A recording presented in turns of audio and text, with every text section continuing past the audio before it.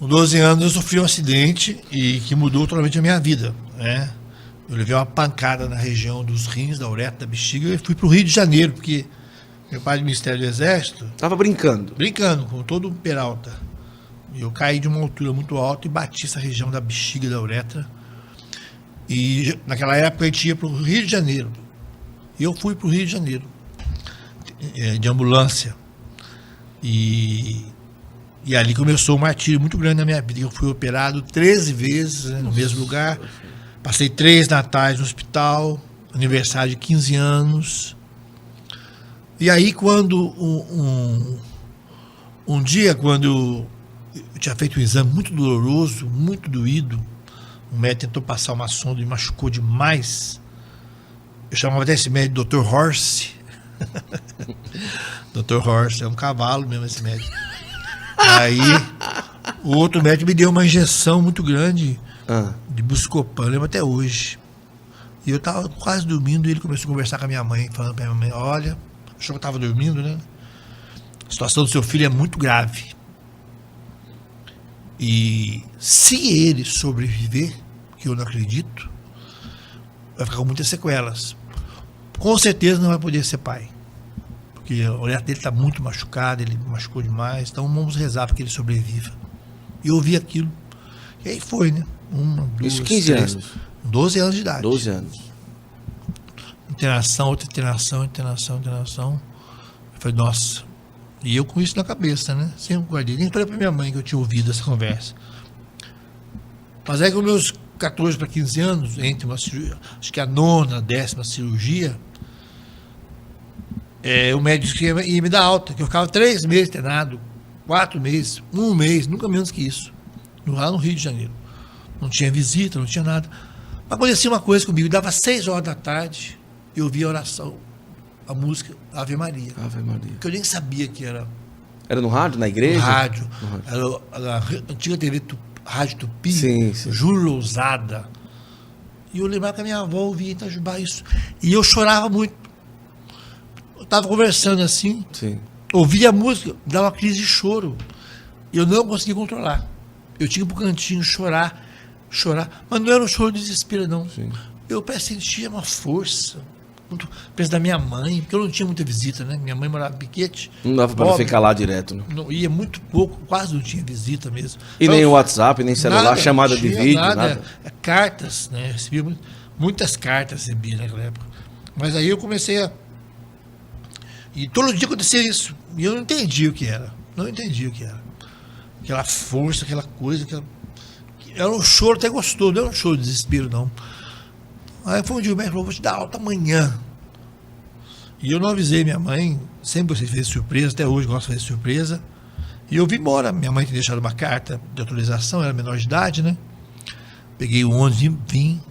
Mas naquela noite, que era 2 da manhã, eu estava de roupa trocada para ir esperando amanhecer o dia para vir embora, brotou no meu coração o desejo de fazer uma promessa. Gente que despreza a promessa, né? Aliás, Juazeiro é a terra da promessa, né? Juazeiro Eu sou um parente, eu gosto muito do Padre Cícero. Faz tempo que eu tenho a imagem dele, quando eu fui a Juazeiro, que eu peguei a imagem do Padre Cícero, gosto muito da história de vida dele. Olha só. Sou muito fã do Padre Cícero. Quero ver quem vai chutar a imagem do Padre Cícero. Quem vai ter coragem, né? Quem vai ter coragem? Aí, mas rapaz, é a terra da promessa. E eu fiz uma promessa. Que durante uma semana eu iria à missa, todo dia. Quando eu saí do hospital. Pra mim era uma promessa na época, né? Vim embora, cheguei na casa da minha mãe, aquela choradeira, aquela surpresa, os amigos chegaram. Deu 6 horas, minha casa é perto da igreja, eu ouvi o sino. Falei, mãe, eu fiz uma promessa. Ela falou, nossa, filho, vai então cumprir essa promessa. Tomei um banho rápido, fui pra igreja. Primeiro dia. Lá pelo 6º, 7º dia da promessa, o rapaz chegou pra mim e falou assim, você é daqui? Eu falei, sou. Porque não ia tanto mais assim. no hospital, né, do que... Falou, tem um grupo de jovens aqui no sábado, você não quer vir? Depois da missa. Eu falei, vou. Aí no sábado eu fui no grupo. Tinha umas 15 pessoas, uma menina no violão, a Vandinha. E ela falava uma coisa assim, Deus nunca abandona a gente. Mandava a gente repetir, Deus nunca abandona a gente. Se Deus tem um nome, o nome dele é Jesus. Jesus tem uma mãe, o nome dela é Maria. E Maria está com a gente em todos os momentos. A gente repetia. Nos momentos de alegria, nos momentos de dor. Quando ele falou dor, eu estremeci na minha cadeira. Eu estremeci, comecei a chorar. O mesmo choro do hospital. Sim. Até me emociono lembrar isso, porque já contei muitas vezes isso, mas toda vez que eu conto eu me emociono. Então eu comecei a chorar, o mesmo choro. Eu estava descobrindo naquela hora quem é que estava comigo lá. Aquela força de um menino longe dos pais, e eu era um menino alegre. E eu ralei, eu sofri muito, eu sei que eu passei. Contei com o médico esse dia, falou, conheço aquele tempo, falou, você já sofreu, né? Eu falei, sofri, não lembro não. Ah, lembro sim. Que eu ralei. Sondas, curativos. Meu Deus. Não, fora toda a juventude que ali você não conseguia viver. Não, correndo e saindo. Não, e pai, estando interrompeu. com os amigos, Né? Acabou tudo. Gente morrendo perto de mim, gente sofrendo. Né? Tem até uma música, muitos gritos dentro de mim. Então, naquela hora que aquela menina falando, eu estava descobrindo quem é que estava comigo. Nossa Senhora. Por isso que hoje, quem fala mal de Nossa Senhora perto de mim, nunca volta para casa com todos os dentes na boca. Sempre faltam 2, 3, vezes 4. Porque tá falando de alguém que eu experimentei. É verdade. Aliás, não sei nem se é algum bicho vai ver um diácono falar uma heresia dessa, mas eu conheci Nossa Senhora primeiro que Jesus. Ela que me apresentou Jesus, entendeu? Ah, é verdade. Ela que me levou até ele. Foi com ela primeiro. Sim. A experiência com Maria assim, foi muito, muito forte. Muito forte. E aí naquele momento eu levantei a mão e ela falou, eu levantei e dei a minha primeira palestra. Foi 2 minutos. Olha, moça, tudo que você está falando aí é verdade. Porque eu experimentei essa Nossa Senhora que está com a gente em todos os momentos. Eu experimentei. Eu não sabia que era ela. Não sabia que era Jesus. Mas eu prometo que eu nunca mais vou deixar ela e ele. Pronto, começou ali a minha caminhada.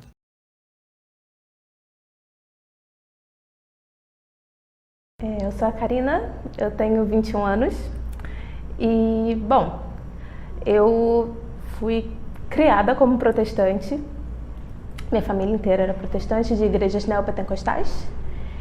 E quando eu tinha uns 17 anos, mais ou menos, uma amiga minha me apresentou a uma igreja dessas mais moderninhas, estilo Hillsong e tudo mais. E eu acabei indo para essa igreja descolada. E foi mais ou menos naquela época que eu comecei a pensar na minha religião pelas minhas próprias pernas, né? Já tinha saído da igreja da minha mãe e tudo mais. E aí uma coisa o que mais me incomodou foi a relação dos protestantes com Nossa Senhora, que tinha um desprezo muito grande pela figura de Nossa Senhora. E não era assim que eu via Nossa Senhora. Eu não conseguia conceber a ideia de Nossa Senhora ser uma mulher comum, dela ser uma mulher normal, dela ser do tratamento que davam a ela como se ela fosse uma simples barriga de aluguel de Deus. E essa visão diferente, né, que eu tinha de Nossa Senhora me levou a buscar conhecer se alguma igreja, se algum lugar dava a Nossa Senhora a honra que eu acreditava que ela merecia ter. E onde eu encontrei isso foi na Igreja Católica. Por conta de Nossa Senhora, meu coração foi se abrindo a entender um pouco mais da Igreja Católica, a buscar informação, a buscar conhecimento, a buscar quebrar aqueles preconceitos que eu tinha por ser evangélica, que são as coisas que falam dentro das igrejas evangélicas. E uma coisa levou a outra. A partir de Nossa Senhora, um novo mundo foi se abrindo para mim. Nessa igreja moderninha que eu participava, eu passei uns 3 anos lá, e tinha um grupo de mulheres, uma conferência de mulheres chamada Destemida. E eu não lembro de terem falado de Nossa Senhora em nenhum momento. E eu ficava me perguntando, caramba, é uma conferência chamada Destemida para mulheres. E em que momento vamos falar da maior das mulheres, da mulher mais destemida que já pisou nessa terra? Ela é a mais destemida, ela é o exemplo máximo que todo ser humano deveria ter de serva de Deus, de cristã, a primeira das cristãs, e ninguém falava sobre ela. Ela é o maior exemplo de mãe, de esposa, e ninguém falava sobre ela. E aquilo me deixava muito, muito incomodada. Então, como eu já estava muito aberta a entender mais sobre a história do cristianismo, sobre a Igreja Católica, como eu tinha feito um amigo na faculdade que me apresentou a Igreja Católica, eu já estava quebrando esses preconceitos evangélicos em relação à Igreja Católica. E quando eu comecei a estudar Nossa Senhora e a buscar um lugar que desse a Nossa Senhora a honra que eu acreditava que ela merecia, inevitavelmente eu acabei batendo na história do cristianismo em si. E conhecendo heresias que a Igreja Católica já tinha dito que era heresia e tudo mais. E depois que eu aprendi aquelas coisas, eu ia nos cultos, às vezes eu pescava um pouquinho daquilo e eu ficava, esse não é mais o meu lugar. Então, eu gosto de dizer que foi Nossa Senhora que me levou para a Igreja Católica. E que se hoje, depois de 3 anos de busca desenfreada, daquele sentimento de caramba, tudo que me contaram, tudo que me disseram é uma mentira, para onde eu vou, o que eu faço? Foi Nossa Senhora que me levou para a Igreja Católica e eu fico muito grata a ela, aqui. Nossa Senhora de Lourdes aqui, por